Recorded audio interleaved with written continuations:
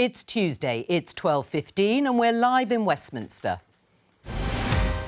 Does Britain need to choose between the US and the EU? Attlee did not choose between allies. Churchill did not choose. The national interest demands that we work with both. The government says better skills training in areas like construction will help cut immigration. We'll ask the new skills minister how that's going. And Louise Haigh will get severance pay after quitting the cabinet last week. Has she been fairly treated? Joining me today, Skills Minister Jackie Smith, Conservative MP Alex Shelbrooke, Editor-in-Chief of the National World Newspaper Group Nancy Fielder, and author and commentator Rob Henderson. This is Politics Live.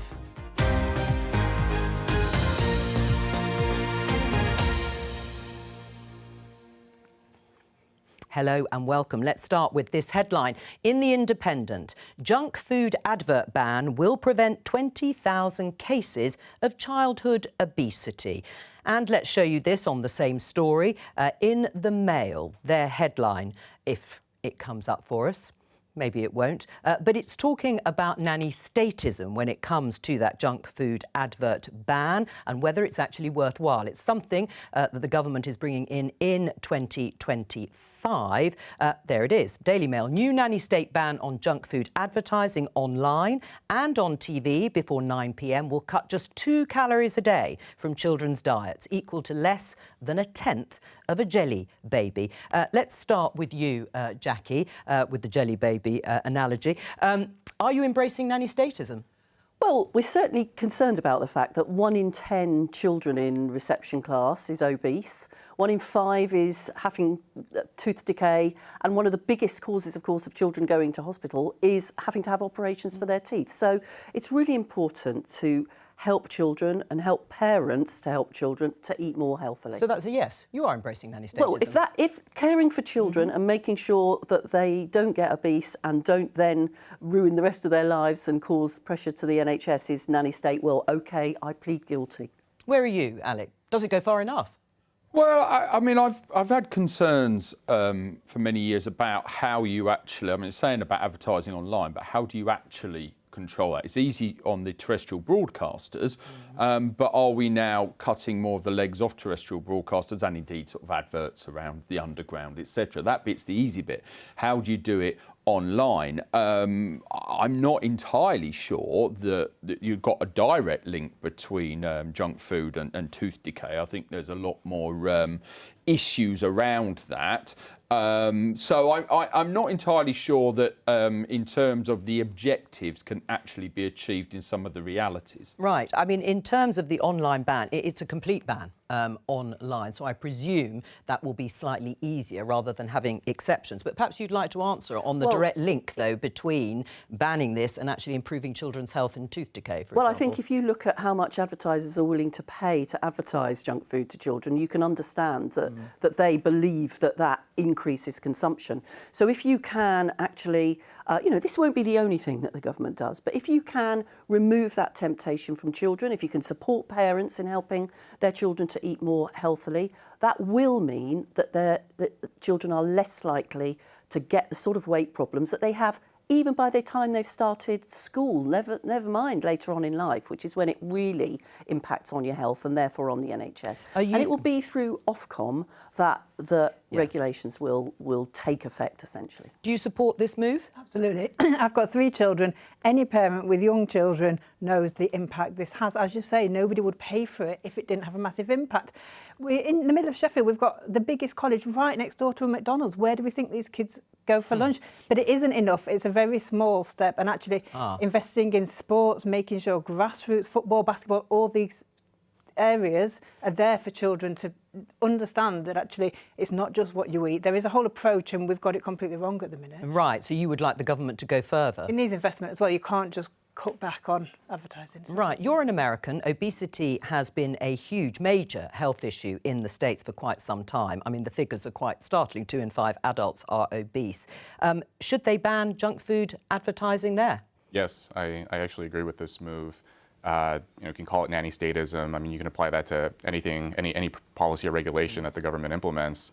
but it's just a fact that children respond to advertising. I think that this move is a useful tilt away toward the broader kind of sentiment about body positivity, healthy at any size, and in fact, this does send a broader signal. I mean, as you mentioned, so it might reduce intake by 2 calories per day. That's a sort of measurable outcome, but there may be less measurable effects in the fact that it will sort of promote a culture around sort of not eating junk food. Let's talk about foreign affairs, because last night the Prime Minister, Sir Keir Starmer, was at the Lord Mayor's banquet at London's Guildhall. It's an annual event. PM traditionally speaks on international issues, and Keir Starmer used his speech to show how the UK would now stand tall on the world stage. Let's take a look at 2 of the headlines that have rather different interpretations of the speech. The Daily Telegraph, first of all. Starmer: I will not side with Trump over Europe. And this is how the Times saw it. I want even closer ties with the US. Well, let's hear from Sir Keir Starmer himself. So I want to be clear at the outset, against the backdrop of these dangerous times, the idea that we must choose between our allies, that somehow we're with either America or Europe, is plain wrong. I reject it utterly. Attlee did not choose between allies. Churchill did not choose. The national interest demands that we work with both. Who is actually demanding that the Labour government stands with either EU or the US? Well, those 2 newspaper headlines that you showed for a start, Jo. But, I mean, what... Are you following what they're saying in the newspapers? Occasionally. Keir was making a really important point, I think, about our place in the world and how we actually have quite an important role to play. We've always had a close and positive relationship with the US. It's enormously important for our security, for our trade relationships, as is our relationship with the EU. And sitting there between them, I think we have, for our own benefit, an enormously important contribution to make and a responsibility to maintain close contacts on. Are you a big fan of Donald Trump? Listen, the US people elected Donald Trump, and for the good of the UK, it's important that we maintain a strong relationship with him, because that relationship with the US, which transcends individual presidents, is really important for us, for our defence, for our position in the world, and that's why we need to build strong relationships. I mean, how do you think Keir Starmer should handle the relationship with Donald Trump, and vice versa? How will Donald Trump treat Sir Keir Starmer? Well, I recently read in the BBC that they actually have personally very warm relations with one another, despite what they say in public. I think Trump, he's blustering as he often does, but he does have a deep fondness for the UK. And, as will Keir Starmer have to choose, I think it depends on how far apart the US and the EU drift in terms of whether they're mission aligned or not. Trump has been criticizing the EU since 2015. In terms of policy, I think he's governed like any other Republican. So I think a lot of this is, these were sort of outward voicing of his discontent, but it'll probably be sort of business as usual when he's president. What did you make, Alec, of the phrase, now Britain and the UK will be able to stand tall on the world stage, as opposed to before under Conservative governments? Well, I mean, that's the politics of the speech, isn't it? You were rubbish, we're great. That's every day in the Commons. Even when we were in power saying, well, last time you were in, you were rubbish. That's just politics. I think the Prime Minister made some very important points, actually, and I agree with what he said. We have been a continuous member of NATO, along with the US. We are one of the nuclear powers in that relationship. There has to be that cooperation. When we talk about potential trade and what goes on, what's often overlooked, I think, is in the Biden administration carried on the policies of Donald Trump with the America First, and indeed brought in the Inflation Reduction Act, which was if you're manufacturing for renewables, you have to source everything from the United States. That actually caused battery factories to locate in Arizona rather than in Europe. Yeah, but how do you combat then an increase in protectionism, for example? Well, you need to maintain relationships in order to... I mean, I think Rob makes an interesting point. How will we know exactly how Donald Trump is going to govern. Well, we'll need to respond to the choices that he makes. We'll want to prioritise maintaining as open as possible a trade relationship, notwithstanding, I think Ali is right. He's made it very clear he loves tariffs. Well, he has previously said that and not always followed through on it. What I think is important is that we build the relationships with him and with his administration, and we make the arguments that are in the interests of Britain. And that's what we'll do. Right. And that's the point that Keir Starmer was making last night. I mean, it's a tricky line to follow, though, isn't it? Because you mentioned in terms of security and defence, Donald Trump's made it clear he'd like the EU or Europe generally to step up more when it comes to defence. How will that look for Keir Starmer and the government in terms of stepping up on responsibilities on defence? Well, Keir Starmer also last night reiterated our commitment to increasing defence spending, to meeting the 2.5% of GDP target. I think in talking about Attlee, he was very clear. Attlee, of course, playing an enormously important role in setting up NATO in the first place. Our Labour government commitment to our defence and our security relationship with the US and our wider relationship with the EU as well. It might not be a binary choice in that sense, but do you think there needs to be a tilt one way or the other towards the EU or towards the US? Not at this stage, but I suspect, like you say, it probably will come further down the line. But it seems to me that it rests much more in the hands of Donald Trump than it does in us, because it just feels that although we have an important role in the world, it's not as important as others, and it does feel like it's having a diminishing role. But look, we've all had to work and put on positive smiles with people that we don't really want to work with, and it's really important that we build as many bridges as we can. We are a very divided world. There's awful situations across the globe that none of us want to see, and we need to play this game well. Right, well, let's just show, this is from your piece, Rob, in the Boston Globe. A lot of Trump voters saw more light than darkness in his message. What did you mean? Well, this was focusing more on sort of internal domestic politics. I think a lot of Trump's critics would point towards a lot of his pessimism. I mean, even his slogan, "Make America Great Again," is quite a pessimistic slogan because it suggests that America is no longer great, that perhaps our best days are behind us. But a lot of his campaign was about the future, about remaking that greatness. And I think a lot of blue-collar voters, a lot of working-class voters, they turned out for him in this election because they sense that, a lot of the technocratic elites, there's this disillusionment, this feeling that they're pessimistic, and so they saw Trump's message and the energy around his campaign and responded accordingly. But they did see a lot of light in that message. I mean, what lessons have you learned from Kamala Harris's defeat? Well, each country makes different decisions, but I think there are some themes. Actually, I think Rob Wright is right. I think there are some themes about how, as politicians, you need to engage with the real issues that are impacting on, in our case, British people. And that's why in the general election, we as Labour placed a lot of emphasis on how the cost of living pressures that people were feeling in their pockets, about how we could ensure the economy grew so that people had more opportunities for themselves, their families and their but interestingly, the economy was doing pretty well under Joe Biden. And look, they dumped the idea of Kamala Harris and went for Trump. Well, there's an interesting challenge for politicians, isn't there, about how you translate what is a sort of macro issue into the things that really impact on people's lives, particularly those who perhaps feel a bit more alienated from politics. That's our challenge as politicians. How do you make things real to people, and how do you demonstrate that you're making a difference to their lives? Right. I mean, do you see any parallels here? Well, I think that people don't just respond to their basic material conditions. They also respond to vibes, to sentiment, to who the president is and the message that they're conveying. So Biden and his administration can say the economy is doing great, here are the numbers, here are the facts and figures, but you also have to deliver the message of, the economy is doing great and here's why, and here's what we can hope for and aspire to and continue on this path.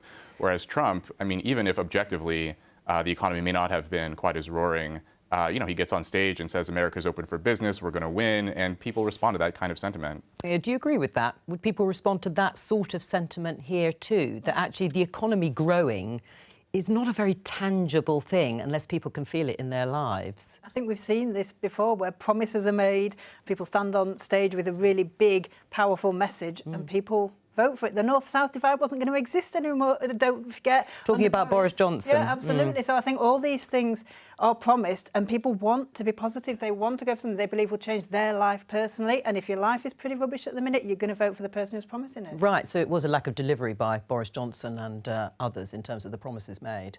Well, I think what was interesting, when we had the Blackpool South by-election, which was on the same day, one of the Mays, Radio 4 went up there and did some reporting, and I thought it was fascinating that having had tens of millions of pounds invested in the area under the Levelling Up scheme, most of the public said, well, I can't see it. I don't know what's going on. And it comes back to that fundamental point about who's going to make my life better. And what I think Donald Trump was able to do was to focus right down on the steel worker, right down on the coal miner and say, I don't agree with this global agenda of X that's cost you your job. Yeah. I'm going to give it back to you.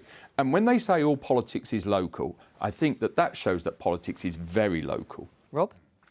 Yeah, I think that's right. I mean, if you read about sort of the history of voter sentiment, this is in the U.S. context, during the Reagan years, even the lowest socioeconomic status individuals, people in that bottom category, even they reported feeling that their best days were ahead of them, that they felt relatively prosperous.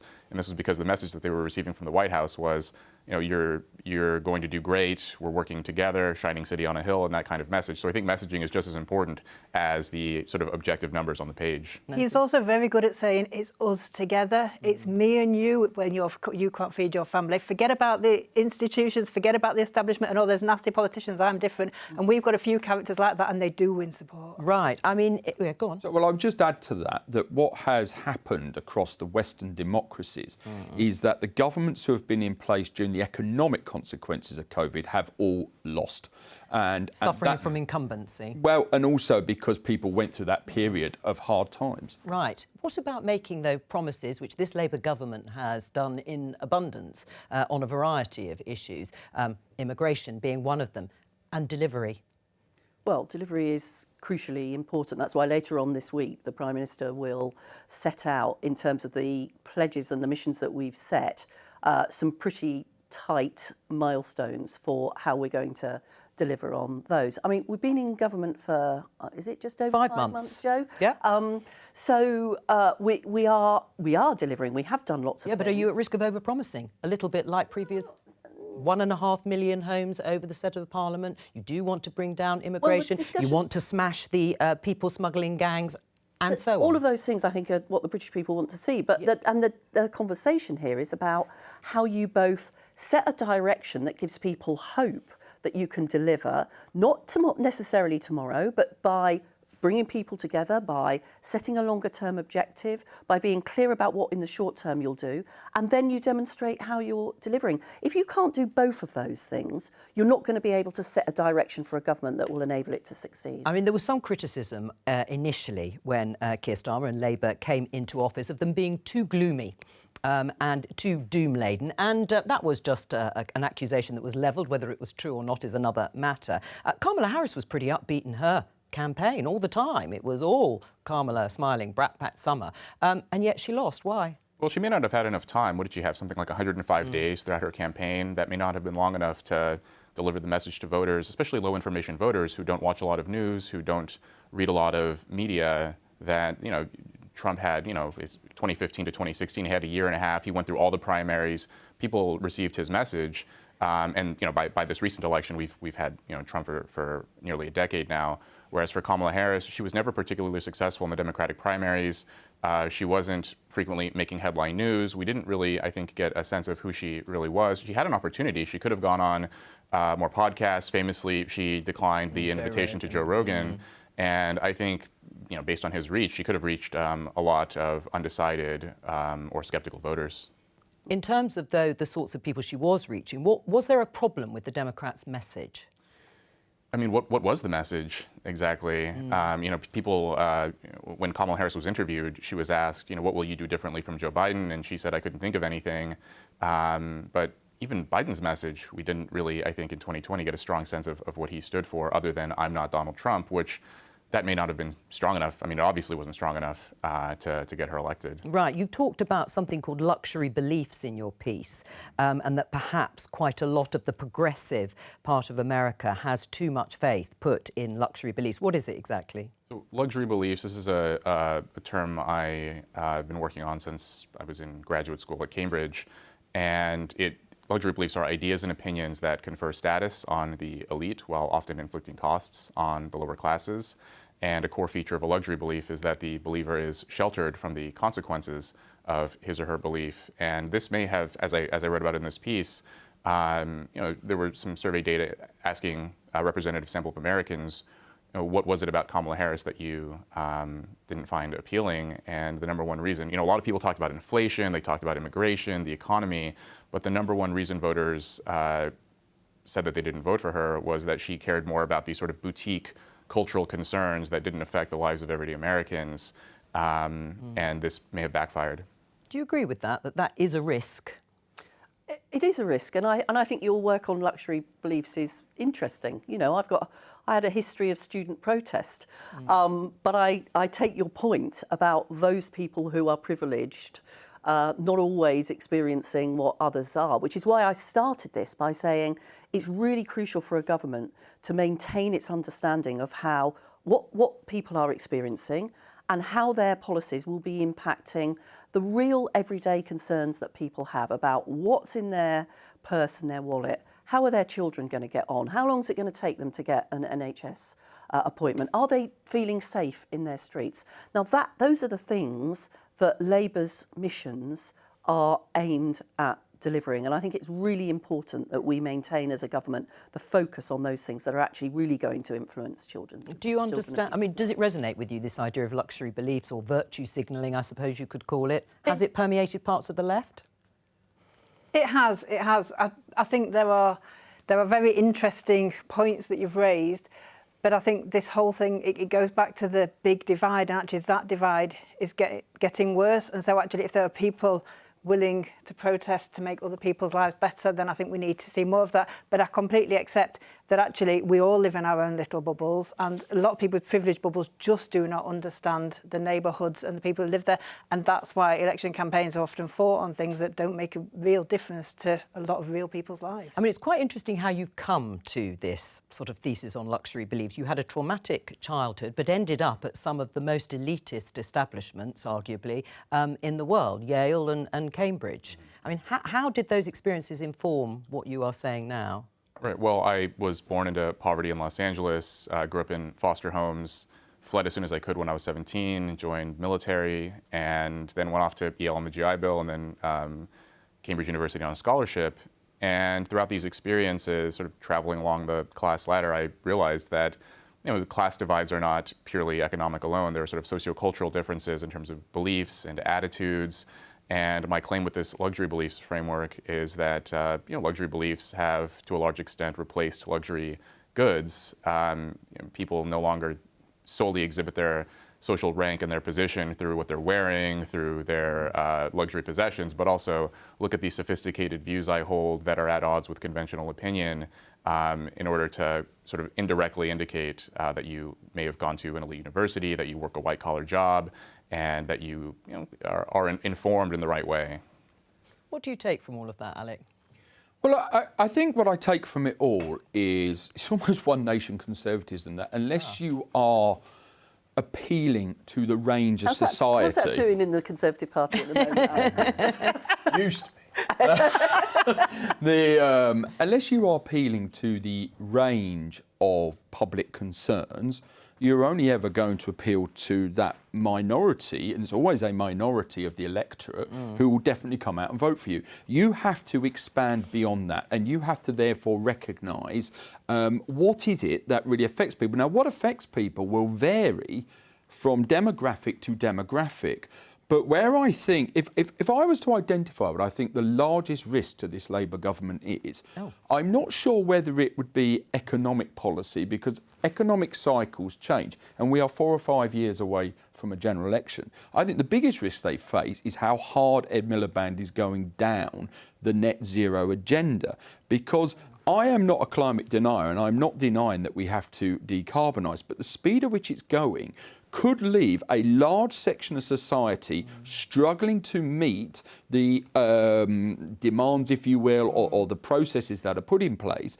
And I think that will be punished significantly. It may not happen, but I think that, there's a good example of, look, middle classes, they can deal with it. But what about the working classes? Well, Nancy, what do you think of that? Do you think there could be too much burden on communities who need their cars, who perhaps need their vans for work, etc.? I do, but I'll tell you a clearer divide. Let's look at trains and buses, because everybody campaigns for trains and the people who really need to get to work rely on buses, and they are staggeringly awful. And we've capped them, celebrated a cap that actually is still quite expensive. £2 for a journey is still quite a lot. And I know people who can't get to work in all the jobs that we can't get, the hospitals, all these kind of really important jobs, because our bus service is awful. Nobody cares about it because the people who've got the loudest voices don't use buses. Well, we started this discussion talking about foreign affairs, and the Greek Prime Minister is in town. In fact, he's been meeting the Prime Minister here, Sir Keir Starmer. No doubt the issue of the Elgin marbles will come up, but take a listen to this. Are you getting the Parthenon sculptures back, Mr. Takis? Are you losing your marbles, Mr. Starmer? Well, there you go. That got a smile out of both of them, I'm sure. Diplomatic speak. I'd love to know what they're saying to each other right at this moment. Anyway, the issue of foreign affairs more broadly could be one of the topics that comes up tomorrow at Prime Minister's Questions at noon. Keir Starmer will be facing Kemi Badenoch as usual and will be on air at 11:15 to bring you all the build-up and reaction to that. And as part of the BBC's 100 Women list of inspiring and influential women from around the world, I'll be interviewing the Deputy Prime Minister, Angela Rayner, and you can see that on tomorrow's programme as well. Well, we have the skills ministers here, so let's talk about skills and show you this headline. Better skills training will cut migration. It was a pledge that the Prime Minister made back in July when they won the election. Let's talk to Brian Berry and ask him for his thoughts on the planned shake-up of training in England to reduce the need to hire from abroad for firms here. Welcome to you, Brian. You're the Chief Executive of the Federation of Master Builders. Do you agree? Do you think the government's plan is plausible that they will be able to train the workforce here and cut migration? Well, it's going to be a big challenge, but I think the Prime Minister is absolutely right to be actually tackling this issue, because in the building industry, we need an extra 250,000 new workers if we're going to build 300,000 new homes every year. So it's a major challenge. Also, we've got an ageing workforce with 23% of people in the building industry over the age of 55. So we do need to get more people into our industry. We carry out a quarterly survey of our members, and we know that there are shortages in all the trades. 40% of our members report difficulty recruiting bricklayers, plasterers, carpenters.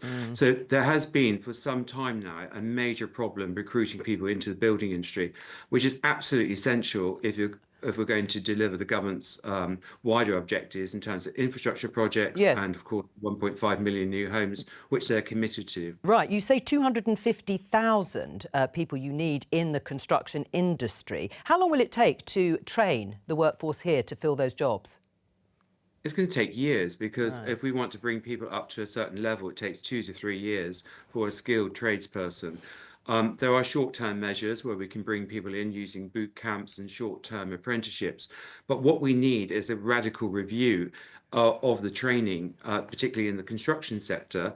And I think this is where the government and the creation of the Skills England has a key role to play. Right. But what we need is a long-term strategy for skills in our sector. Yeah, but you say it's going to take years. What are you going to do in the meantime? Will you fill it with foreign workers? It's going to be a balance, because we still are going to need people, non-UK people coming into our industry, as we've relied on for many years. And we need a transition away. We need to develop homegrown talent, but it won't happen overnight. We've got to actually find enough people to teach these people, and it takes 2 to 3 years to get these people ready for site. So it's not a quick-term fix. And I think it's right that the government is actually tackling this issue at the beginning, because it is going to take 2 to 3 years before we see a notable difference. Right. Do you agree with that? It's going to take a number of years at the very minimum. And in the meantime, foreign workers will be needed to fill those jobs. Well, Brian is absolutely right that it needs a government that is thinking seriously about the long-term strategy for skills and is linking it, which hasn't been the case previously, to migration. Because what we've had in this country is we've got 50% of construction vacancies which are empty because there aren't the skilled people to go into them. At the same time, we've had a big increase in the numbers of visas being granted for workers, and we've seen a big fall off in young people starting apprenticeships. So everything is going in the wrong direction. There will have to be, you're going to push me on this, Jo, I know, there will have to be a balance. But what we can't do is to carry on with a system, which I'm afraid the last government did.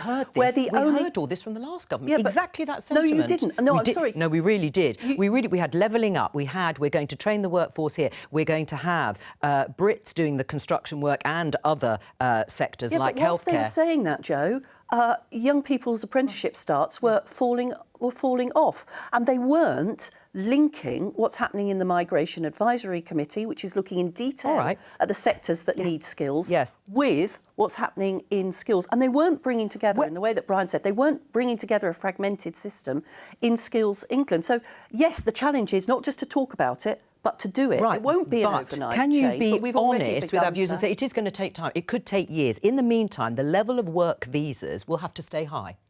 What I can say is it will take time, but I think there are things we can do quite quickly to improve the numbers of young people who are getting skills training. Just yesterday, I was in Dudley College seeing some brilliant young people doing T-levels in that particular case and electricians' qualifications that also, to Alex's previous point, involve them in upskilling to be able to respond to some of the climate challenges that we're seeing. Well, let me get Brian. Are you reassured by this, by what you're hearing, Brian? And is it really achievable? Well, look, I think the ambition is right, and but what we need to ensure is delivery. The government's talked about setting up Skills England, which is fantastic, but it will take, I understand, 9 months or up to a year to get up and ready. It will need to have teeth. We need to make sure that we're bringing industry and government together to work on this, and actually a determination to deliver. And we need to actually underpin that by funding for our colleges of further education. We need parity of esteem between vocational training and higher education, because we need to attract more people into our sector. So I think at the moment, the mood music is good, but we need to make sure that actually the government stays on it. Right. I mean, if I show you this headline, and I'll read it to you, Brian, it says, Labour plans curbs on firms hiring foreign workers. It's a headline from back in June. What are those curbs? Well, if you as an employer are failing to do what you should be doing to lean into training your own staff. We've seen a big fall off in employers' investment in training over recent years. What are the sanctions? And if you are not treating your staff properly, then I think we should be linking that to whether or not you will then get further visas in order to bring in workers from overseas. So will you ban individual employers from hiring overseas? When individual employers don't live up to their responsibilities, yes, we will prevent them from Do you welcome that, visas. Brian? It's got to be a balance. I mean, most small building companies are not using the visa system because it's too complex and complicated and costly. So it's about developing our homegrown talent. We need to get more people into our sector. And obviously, there's a huge body of people who are economically inactive. We must be able to find ways to get them into the building industry. But we've got to make our further education more attractive for those people. We have to have training. And dare I say, actually, the fact that anyone can call themselves a builder in this country is not right. We should actually be licensing building companies. Yeah, before I open it up to the rest of the panel, you said it's too costly and too complicated. Would you ideally like to see the visa system for overseas work made simpler and cheaper? Yes, that would help in the short term as we transition. But the government is right about actually developing homegrown talent. Well, are you prepared to do that? Make it cheaper, make it easier in the meantime. Well, no, because I think what we'll see then is what we've seen over recent years, which is we've seen far more people coming in from overseas to fill skills gaps, which, frankly, we should have had a strategic and a positive and a determined, and Brian is right, it will take a determined effort to fill from from people who are getting training in this country. Yeah, well, you know, Alec, the 16-year-olds who are finding it less easy to get an apprenticeship because of what's happened over recent years. The people in work who are finding it less easy to get upskilled. Well, look, the one thing, Alec, Jackie is right on are the figures, because they've just been revised up by the Office for National Statistics. It was already at a record high for the year 22-23 when the Conservatives were in power, and it's been revised up from just over 700,000 net migration, this is, to 906,000. And I think we can show you another headline where it said, and this is from last year, the UK relaxes visa rules for foreign builders amid Brexit shortages. That was under your previous government. Yeah, absolutely. And I think, you know, it's an interesting dichotomy that starts to form when, I think it's in one of the newspapers today, it may have been yesterday. Tomorrow. I was going to say, are you writing tomorrow's headlines? Yes. You need to make the headlines. That local authorities were saying, look, these housing figures are unachievable in terms of the resources to build them. Now, how do you start to fill that ability to do those? Now, huge numbers of migration came across legally under a visa system that people are arguing despite was too the government liberal, saying they were going to cut. Yeah, and you can see the numbers there. But as we've just heard, there will be a time lag between training people. Now, 250,000 people trained in just the building industry. I'm not sure that that's achievable. And you carry on getting that. And the problem is you could become very inflationary in terms of when companies are looking at, is it cheaper to get it from abroad, etc. Because since about 2004, it became a lot cheaper for people to hire from Eastern Europe. So you'd leave these visa rules as they are, relaxed, or make them even easier? I just think you can't have your cake and eat it. You either want to build 1.5 million homes, or you want to reduce the number of homes whilst you train up and reduce the number of visas. There is a seesaw balance there, which one way or the other has got to level out. Do you think it is achievable for this government to reduce migration by increasing the workforce skills? Maybe in some areas that don't need huge amounts of skills, you can do small amounts of training. But I think this is a generational issue, and like obesity, you cannot tackle this by aiming at the existing workforce. I think it's really interesting, if you look at all the areas that we think are in crisis, I could name you 30 kids. I've got an 18-year-old who chose not to go to university to be teachers, doctors, social workers, because they didn't want to be saddled with 50 grand of debt. And actually a very easy thing to do would be to say, do a qualification in an absolute key skill, get the job, and you have to pay the money if you don't serve in a school or in an NHS for 10 years. I just think we're putting children off wanting to do these jobs that we're absolutely desperately in need of. Rob? Yeah, I'm sceptical that this is a skills issue alone. There's also a motivational issue and an industriousness issue. I have no doubt that there are plenty of young people who want to work and who are seeking skills, but one of the points that I make in my book is that if you have large numbers of young people who have been raised in fragmented families and disorderly environments and you present them with opportunities, they'll often decline them on purpose simply because they've developed this sort of self-defeating attitude. So yesterday I was at a Tesco, and I see these two teenage boys, one white, one black. They were stuffing candy bars and knickknacks into their pockets. I see the white checkout employee standing behind the counter, looking vacantly, just kind of bored, observing these kids and their antics. And then I see the security guard, who by appearance and the way he spoke was almost certainly an immigrant. He approached these boys and said, you need to return those goods and get out of here. And the boys, both of them, called him racist and walked out of the store.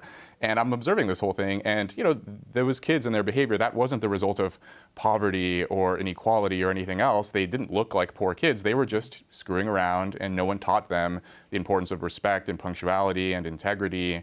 And you can offer boys like that skills, and unless there's a culture around hard work and integrity and so on, they're not going to capitalize on those the offer that's available to them. How do you instill that culture?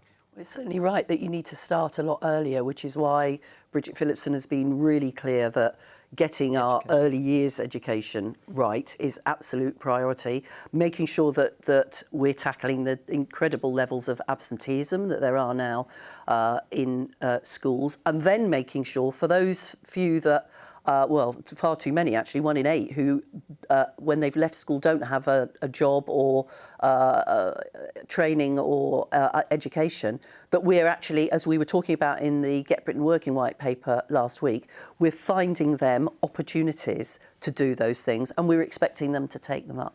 All right.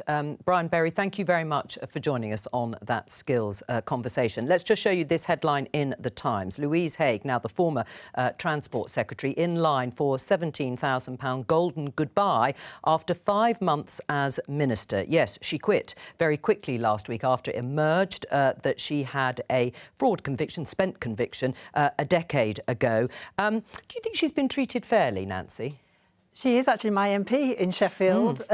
Sheffield voted very Labour when the rest of the country voted Boris Johnson in, and Louise actually increased her majority in that election. She is an absolutely brilliant MP. She's a very clever woman she's handled this in a really stupid way, but I think people are proud that she did the right thing and stood down.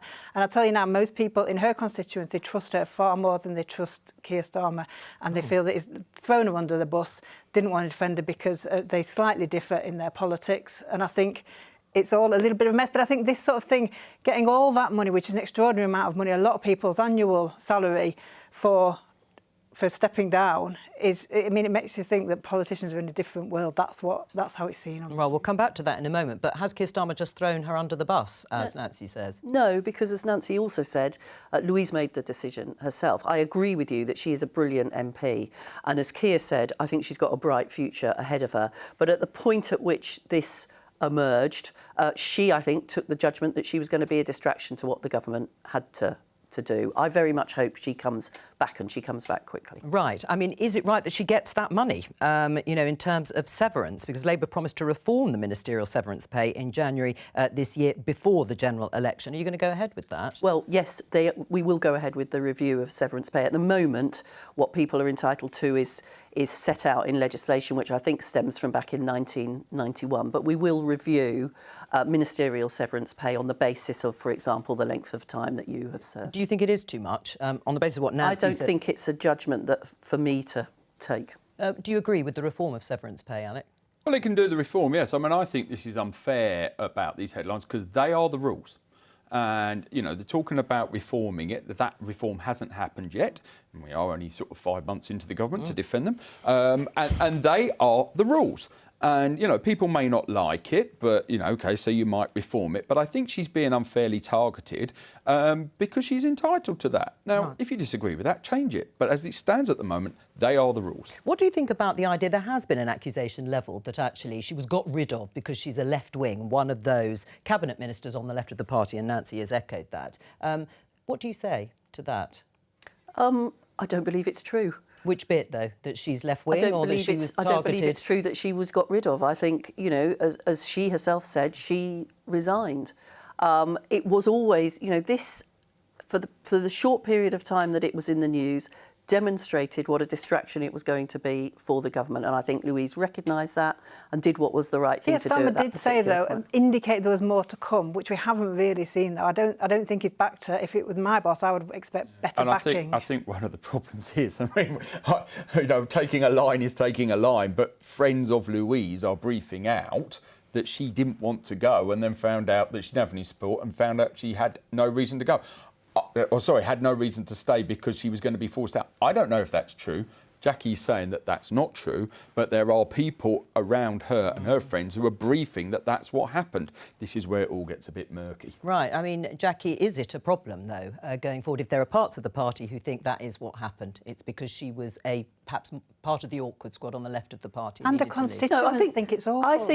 I think she was doing a very good job as Transport Secretary. By the way, I think Heidi Alexander will carry on doing a really excellent job as Transport Secretary. And I don't think this was a political reason. But if there are people on the left that think that Keir Starmer has reformed the Labour Party in order to put it back in the service of British people and avoid the sort of defeat we saw under the previous Labour leadership, well, they're right about that. And I don't make any apologies for it, because we do need to have a Labour government that is in line with where most British people are. And it's the reason why we got elected in July. But you'd like to see her back in the Cabinet soon? I would like to see her back, yes. All right. That's all we've got time for today, but I'll be back tomorrow with more Politics Live at 11:15 here on BBC Two and at the iPlayer. Of course, we will have live and uninterrupted coverage of Prime Minister's questions and analysis from all of us here. Bye-bye.